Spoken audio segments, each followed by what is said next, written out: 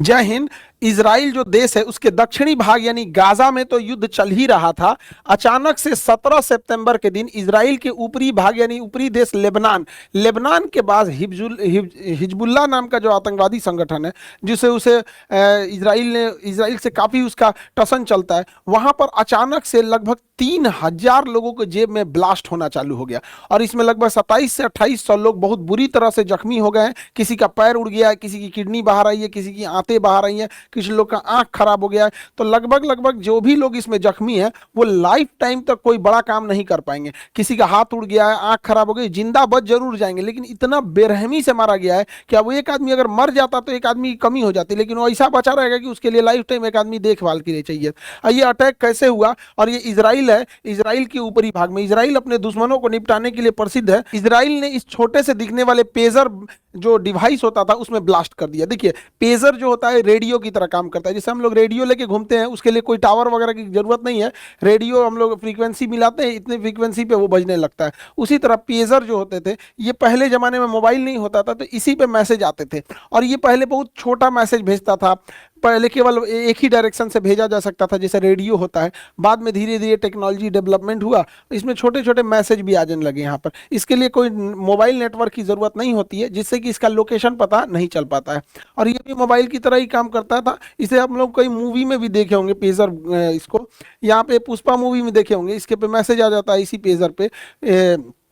यहाँ पर डेंजर वगैरह का यहाँ पे अपना मैसेज वगैरह भेजता होगा, ये उसका हेल्पर है।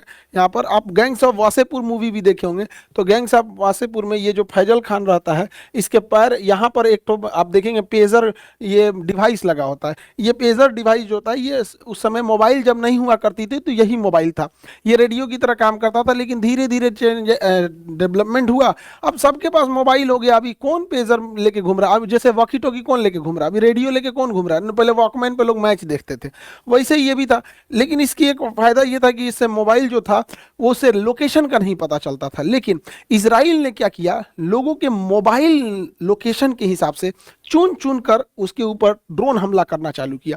हिजबुल्लाह को जब ये पता चला कि इसके जो टॉप मिलिट्री कमांडर हैं वो ड्रोन अटैक में कैसे मारे गए, तो वो लोग यूज कर रहे थे मोबाइल यूज कर रहे थे। उस मोबाइल के लोकेशन के हिसाब से जो मोबाइल का लोकेशन दिख रहा था वही लोकेशन ये मिसाइल ऑटोमेटिक इसको कैच कर ले रहा था और वहां पिन पॉइंट एक्यूरेसी से हमला कर रहा था।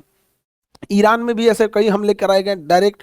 तो हिजबुल्लाह ने एक एडवाइजरी जारी किया कि अपने सारे मोबाइल हटा दो, फेंक दो, पानी में फेंक दो या फिर कहीं लोहे के मजबूत ताबूत में रख दो ताकि सिग्नल ना पता चल सके यहाँ पे, ताकि इजराइल को इसकी जानकारी ना मिल सके। और इसी ने कहा कि आप लोग पेजर मोबाइल का यूज करिए, पेजर डिवाइस का। ये पेजर से एक फायदा तो हिजबुल्लाह को ये हो गया कि इससे कोई लोकेशन नहीं बता सकता। जैसे हम कहीं रेडियो लेके सुन रहे हैं तो कोई कैसे बता देगा हम कहाँ खड़े हैं, लेकिन अगर मोबाइल लेके सुनेंगे तो मोबाइल से पता चल जाएगा कि हम मोबाइल लेके कहाँ खड़े हैं, किस टावर लोकेशन में। लेकिन अब रेडियो पे आप सुनिए तो कोई नहीं आपको होगा। सपोज कि अगर हमें कोई भाषण दे, जैसे हमारे प्रधानमंत्री कहें कि हम देश के लिए कल एक बहुत जरूरी सूचना देने वाले हैं, लेकिन यह सूचना केवल रेडियो पे आएगा, तो कौन कहाँ से सुन रहा है किसी को नहीं लोकेशन पता चलेगा। तो इसका फायदा यही था कि लोकेशन का पता नहीं चलता था। हिजबुल्लाह अचानक से पेजर पे ही मैसेज भेजता था, सारे के सारे एक्टिवेट हो जाते थे। लेकिन इजराइल को इसी में एक मतलब दिमाग लगाया उसकी खुफिया एजेंसी ने। हालांकि इसमें मोसाद का कोई योगदान नहीं है, आगे समझेंगे लोग यहाँ पे। तो ये इजराइल के ऊपर लेबनान है। लेबनान ने 3,000 पेजर बनाने का ठेका दिया था ताइवान को, लेकिन ताइवान की कंपनी जो थी अपोलो गोल्ड जो था पेजर बनाने का लाइसेंस दे दिया हंगरी की कंपनी को। हंगरी की कंपनी को जब दे दिया तो यह यहाँ बनने लगा हंगरी में। अब यूरोप में जब ये पेजर बनने लगा तो यहाँ से इजराइल का एक्सेस बहुत ईजी हो गया। जब ये हंगरी से वापस यहाँ आ रहा था, इसी बीच में इजराइल ने यहाँ पर कुछ ना कुछ उसमें ऐसा अपलोड किया जो ब्लास्ट किया। आगे समझेंगे हम लोग कैसे किया था। जब ये पेजर हंगरी से 3,000 की संख्या में लेबनान के पास पहुंचा, इसी बीच इजराइल की खुफिया एजेंसी मोसाद के कहने पर इसकी एक यूनिट 8200 है, यहाँ पे इसकी मिलिट्री की एक यूनिट है, उसने क्या किया, प्रोडक्शन में ही इसके बैटरी के बगल में एक विस्फोटक लगा दिया और उस विस्फोटक लगने के बाद ही ये पेजर पहुंचा था लेबनान में। अब ये विस्फोटक क्या था, अपोलो गोल्ड कंपनी का पेजर हो गया यहाँ पर। और इसमें क्या किया गया था, इसकी बैटरी जो थी, बैटरी ये चार्ज होता है जैसे मोबाइल चार्ज होते हैं वैसे ये भी चार्ज होता है। तो इसके बैटरी के बगल में एक छोटा सा 30 ग्राम का, महज 30 ग्राम का लेकिन बहुत खतरनाक विस्फोटक जोड़ दिया, जिसको कहते हैं पीईटीएन। पीईटीएन 30 ग्राम काफी है एक इंसान का मतलब अंग को फाड़ने के लिए यहाँ पर। तो ये इसमें विस्फोटक लगा दिया और एक छोटा सा उसमें एक सॉफ्टवेयर डाल दिया, जिससे कि जैसे ये पीईटी को ब्लास्ट करने के लिए हीट की जरूरत होती है, तो बैटरी के बगल में ही इस विस्फोटक को रखा और एक सॉफ्टवेयर डाला जिससे कि बैटरी हीट हो जाएगी। अब वैसे वैसे बैटरी हीट होगी, वो सॉफ्टवेयर ऑन होगा तो बैटरी हीट करके इसे ब्लास्ट कर जाएगी। और हिजबुल्ला के पास ये 3000 पेजर पहुंच गए। हिजबुल्ला ने अपने इन 3000 पेजरों को जो भी उसके खास कमांडर थे सबको दे दिया गया। कोई फल विक्रेता था, कोई ये इवन ईरान के राजदूत के पास भी ये पहुंच गया, उनकी वो आँखिए बाहर चला, ये फट गया आँखिए उनका, बेचारा ईरान को तो तबाह कर रहा है यहाँ पे। और जितने उसके खुफिया एजेंट थे सबके पास ये पहुंच गया यहाँ पे। इसी बीच ये फरवरी में आया था पेजर, फरवरी में आया था। इजराइल का था कि हम 2-3 साल बाद इसे ब्लास्ट करेंगे, जब तक कि घर घर ये पेजर पहुंच जाएगा। लेकिन इतना जल्दी अचानक ब्लास्ट इसलिए करना पड़ा क्योंकि जो हिजबुल्ला था जिसके पास एक पेजर था, उसको डाउट हुआ था, उसको डाउट हुआ कि इसमें कुछ गड़बड़ी है। तो इसने अपने सीनियर को बताया कि जो पेजर हम लोग यूज कर रहे हैं ना, इसमें हमको लगता है कुछ गड़बड़ी है। लेकिन दिक्कत क्या हुआ, इसका सीनियर भी मोसाद का एजेंट निकला। सोचिए, हिजबुल्ला में जो सीनियर कमांडर है वो एजेंट निकला इजराइल का। इजराइल ने तो हिजबुल्ला का रक्षा मंत्री मोसाद के एजेंट को बना दिया था यहाँ पर, इतना टॉप पकड़ है। तो उसने क्या किया, जो इसका सीनियर है, पेजर की जांच कराने के बजाय इसी को मरवा दिया, कहा कि इजरायली हमले में मारा गया यहाँ पर। और उसने इजराइल को संदेश भेजा कि अब इस पेजर को जितना जल्दी हो सके इसका यूज करो, अदरवाइज में 1-2 खबर आई है, जब जांच होने लगेगा तो कुछ नहीं कर पाओगे। तो ये खबर लीक हुई थी जुलाई में, और सितंबर में हिजबुल्ला जो था कुछ मैसेज देना चाह रहा था। तो इसने ये सितंबर का डेट रखा कि भैया अब इसको जितना जल्दी ब्लास्ट कर दो, वरना ये किसी काम का नहीं होगा, वरना इसे ब्लास्ट करेंगे नहीं तो ये किसी काम का नहीं बच जाएगा। तो इसे ब्लास्ट करने के लिए प्लान बनाई गई। हिजबुल्ला जो था अमूमन 12 से 4 के बीच में, 12 बजे से 4 बजे के बीच में मैसेज भेजता था कि किस तरह से इजराइल पे अटैक करना है, क्या करना है। इसी का फायदा उठा के 3:30 बजे 17 सितंबर को 3:30 बजे इसके सॉफ्टवेयर को एक्टिवेट किया जाता है। इसे इस तरह से सेट किया गया था कि एक साथ 3000 लोगों पर मैसेज चला जाएगा।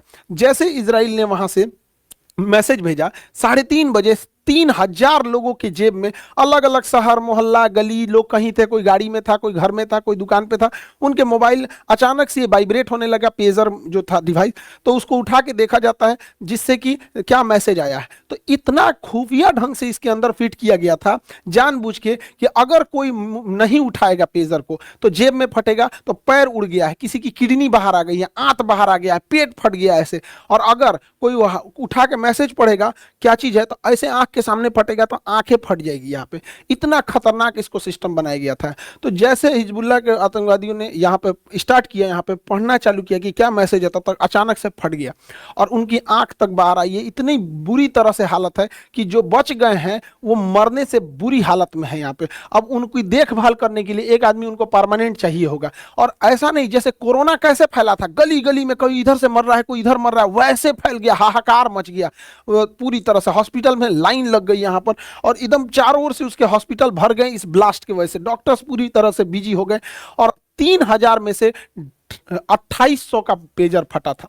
2800 का 200 बच गया। रीजन क्या है, कोई अपना पेजर रख के बाथरूम में गया है, कोई पेजर रख के अपना सो रहा है, मतलब बॉडी से दूर है तभी बचे हैं, नहीं तो फटा पूरा एक्यूरेट है यहाँ पे। इसमें लगभग 15 से 20 लोगों की मृत्यु हो गई। अब मृत्यु का आंकड़ा और बढ़ेगा। पूरी हॉस्पिटल में कहीं जगह नहीं है, साइड साइड में लगा के इलाज करना पड़ रहा है। इजराइल पूरी दुनिया को दहला दिया ऐसे टेक्नोलॉजी का प्रयोग करके। हालांकि इजराइल की टेक्नोलॉजी बहुत जबरदस्त है।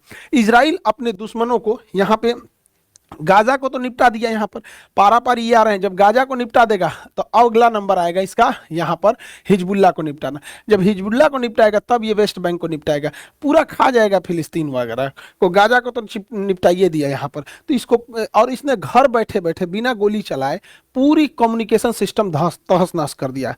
अब हिजबुल्ला को समझे में नहीं आ रहा है मैसेज कैसे दे, फोन पे दे कि क्या दे, तो पूरी तरह से तहस नहस कर दिया इसने।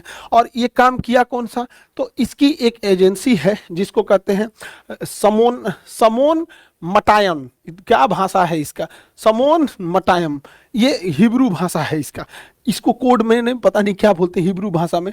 यूनिट 8200 ने इसको अंजाम दिया है। और यही है खतरनाक एजेंसी जो अंजाम देती है साइबर अटैक जब भी होगा इजराइल के थ्रू, तो यही एजेंसी, हमेशा याद रखिएगा, यूनिट 8200।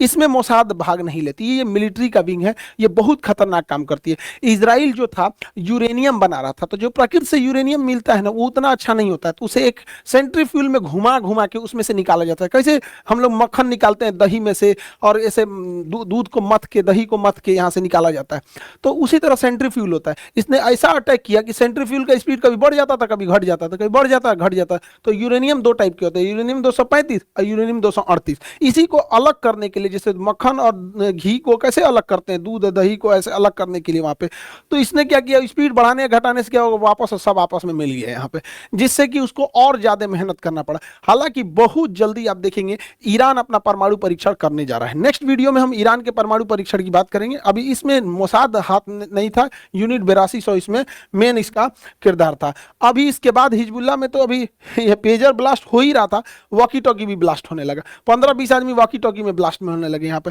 ये भी क्या हुआ, ताइवान कह रहा है कि भाई हमारे यहाँ से नहीं बना, इसमें मेड इन चाइना लिख रहा है, यहाँ पे ये भी ब्लास्ट हो गया। अब बात किस पे करें लोग, इसके अलावे लोग जो छतों पे सोलर प्लांट लगाए हैं ना, कहने के लिए सोलर प्लांट है, इसके अंदरवा बम है। अब पता ही नहीं चल रहा है उन लोग को भड़केगा क्या। अब अगला ब्लास्ट आप देखिएगा वहां एसी में होने वाला है, जो लोग एसी लगाए होंगे गर्मी में उड़ेगा यहाँ पर।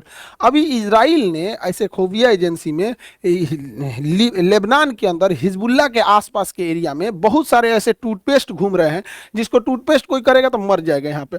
अब कुछ दिन में ये सुनाई देने वाला है कि वहाँ टूथपेस्ट से मरने वाले हैं सब वहाँ पे। अब कोई भैया तुम लोग देखो, मंजन के जगह अब तुम लोग न दत्वन करो भाई, हम क्या कर सकते हैं, हम तो समझाइए सकते हैं, आगे तुम्हारी मर्जी, तुम लोग क्या कांड किए हो। सामने वाले का हैसियत देख के न लड़ा जाता है। और अगर अभी पावर नहीं तो पढ़ाई लिखाई करो, 10-15 साल में परमाणु बम ले आ देना। कौन चीज चिटपुटिया फेंकते हो इजराइल के ऊपर, बताओ। ये सब घुसियाएगा सब तो इजराइल के ऊपर क्या करेगा सब, AK-47 आ 2-4 को रॉकेट मार देगा सब। ई बेवकूफों को ही नहीं समझ में आता है कि जितना ही रॉकेट मारेगा सबको ही आयरन डोम से मार के गिरा देगा, और उसके बाद पूरे विश्व को कहेगा कि हम तो अपनी बचाओ। समझा कि चिटपुटिया मारता है सब यहाँ पे। पढ़ाई लिखाई करो, जितना ये सब पढ़े लिखे हैं सब यहाँ पे, तुम भी बना लो परमाणु बम। कौन मना किया, ये लोग पैदा हुए थे क्या परमाणु बम लेके, या अमेरिका पैदा हुआ था? भारत ने कभी परमाणु बम लेके हम लोग आए थे क्या? गुलामी झेले 1962 की लड़ाई में हम लोगों को हैसियत दिखा दिया था चाइना ने। उसी समय हमारे देश ने सोचा था कि कुछ भी हो जाए हम परमाणु बम बना के रहेंगे। आज चाइना की औकात है? नहीं है। तो भाई तुम्हें अपने देश का रक्षा करने का अधिकार है, उसे अपने देश की रक्षा करने का अधिकार है। और तुम लोग पारा पारी आओगे तो ये सबको निपटा देगा, और एक साथ आने की तो ताकत है ही नहीं है। खैर क्या ही बोलेंगे हम यहाँ पे, तो आयरन डोम से मार के गिरा देता है यहाँ पे। अब हम लोगों को समझने की जरूरत है कि जब लेबनान में ये हो सकता है तो हम लोग का ही मोबाइल काहे नहीं फट सकता है? ये चाइना से बन के आ रहा है, क्या पता चाइना इसमें बैटरी की जगह पे क्या लगाया। हम लोग को दिख रहा है कि भैया इतना बड़ा बैटरी है, पता चला इसमें आधे दूर बैटरी है, आधा दूर विस्फोटक रखा हुआ है। कईयों हम लोग उधिया जाएंगे लोग यहाँ पे, कोई ठीक नहीं है। तो सरकार को चाइना से आने वाले लैपटॉप, टैबलेट, मोबाइल, इवन जो भी इलेक्ट्रॉनिक डिवाइस है जो बाहर से किसी क्लाउड या सर्वर द्वारा कंट्रोल हो सकता है, उस पर तत्काल प्रतिबंध लगाना चाहिए। और जो भी डिवाइस बने भारत में बनते रहना चाहिए। यहाँ पर हम लोग पता नहीं क्या कर रहे हैं, मेक इंडिया के नाम पर यहाँ पे हम लोग यूपीआई बना के खुश हैं कि हम लोग यूपीआई बना लिए। एक दिन गूगल बाहर करेगा ना जीमेल से, सारा यूपीआई बंद हो जाएगा। हम लोग हल्ला कर रहे हैं डिजिटल इंडिया, डिजिटल इंडिया। हम लोग डिजिटल इंडिया नहीं है, डिजिटल यूजर है। हम लोग अमेरिका का बनाया ट्विटर यूज कर रहे हैं, फेसबुक यूज कर रहे हैं, व्हाट्सएप यूज कर रहे हैं, यूट्यूब, गूगल यूज कर रहे हैं। हमें भैया हम लोग यूजर हैं, हम लोग क्रिएटर नहीं है, यूज कर रहे हैं। कोई टिकटॉक पे आके नाच रहा है, कोई इंस्टाग्राम पे आके नाच रहा है। कईयों बंद करेगा रूस की तरह, हम लोग का हालत खराब हो जाएगा। डिजिटल इंडिया का मतलब ये थोड़ी होता है कि जियो का 1.5 GB डाटा शाम को 4 बजे खत्म करके फूंक दिए, काम खत्म, डिजिटल इंडिया हो गया। ऐसे नहीं होता है, हम लोग डिजिटल यूजर बन चुके हैं। अब जरूरत है देश को आगे बढ़ने की, अपना डिवाइस अपने कंट्रोल में रखने की, वरना एक दिन हम लोग के साथ भी कहीं क्या पता चाइना ऐसे कर दे। हम और आप क्या कॉन्फिडेंस से कह सकते हैं कि इतना बड़ा बड़ा ये लेके, जितना टीचर लोग पढ़ा रहा है ये पैनल वगैरह इंडिया में कहाँ बन रहा है? ये मजबूरी में कोई लेके आ रहे हैं लोग। हाँ, खरीद रहा आदमी इंडिया से, कैमरा हो गया, टीवी हो गया, ये सब सस्ता सस्ता सस्ता चाइना में बन रहा है। घर घर में अगर वो ब्लास्ट कराना चाहे हम लोग को तो पंगु बना के रख देगा यहाँ पर। तो ये सोचने की जरूरत है दोबारा मेक इन इंडिया को, जिससे कि भारत जैसे देश को सुरक्षित किया जा सके। और 71वीं बीपीएससी वाले जो बच्चे हैं उन लोग का बोरिंग रोड सेंटर पे 24 सितंबर को नया बैच है, और यहाँ वाला तो बैच भर गया है।